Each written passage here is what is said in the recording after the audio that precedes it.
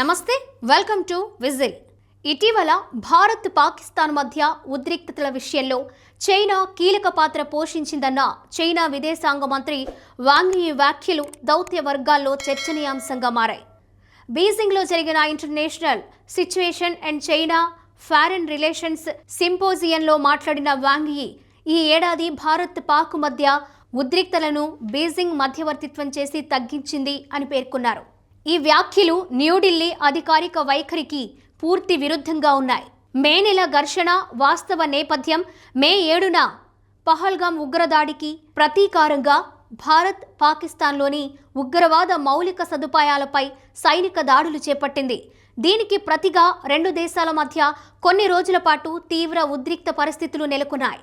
అయితే మే 10న పరిస్థితి అదుపులోకి రావడానికి కారణం భారత్ మరియు Pakistan director general of military operations మధ్య నేరుగా జరిగిన చర్చలే అని భారత వర్గాలు స్పష్టం చేస్తున్నాయి. చైనా వాదనను భారత్ ఎందుకు ఖండిస్తోంది? భారత అధికార వర్గాల ప్రకారం చైనా ఈ వ్యవహారంలో ఏ విధమైన మధ్యవర్తిత్వం చేయలేదు. యుద్ధ విరమణ లేదా ఉద్రిక్తల తగ్గుదలపై చైనా పాత్ర ఉందన్న వాదన బిజార్. అన్ని నిర్ణయాలు రెండు దేశాల సైనికాధికారుల మధ్య నేరుగా జరిగిన సంప్రదింపుల ద్వారానే జరిగాయి. భారత ప్రభుత్వం అధికారికంగా ప్రకటన చేయకపోయినా సీనియర్ అధికారుల ద్వారా ఈ అసంతృప్తి బయటకొచ్చింది. చైనా ఎందుకు ఈ క్రెడిట్ తీసుకుంటుంది?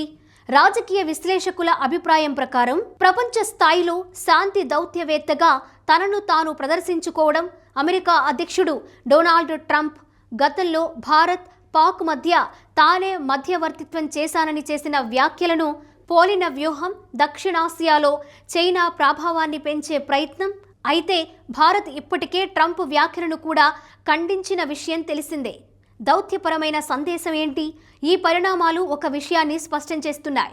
భారత్ తన సార్వభౌమ భద్రతా నిర్ణయాల్లో మూడో పక్ష జోక్యాన్ని అంగీకరించదు. భారత్ పాకిస్తాన్ సమస్యలు ద్వైపాక్షికంగానే పరిష్కరించాలి అన్నది న్యూఢిల్లీ స్థిరమైన విధానం. చైనా వ్యాఖ్యలు భారత్కు దౌత్యపరమైన అసహనాన్ని కలిగించే అంశంగా మారాయి.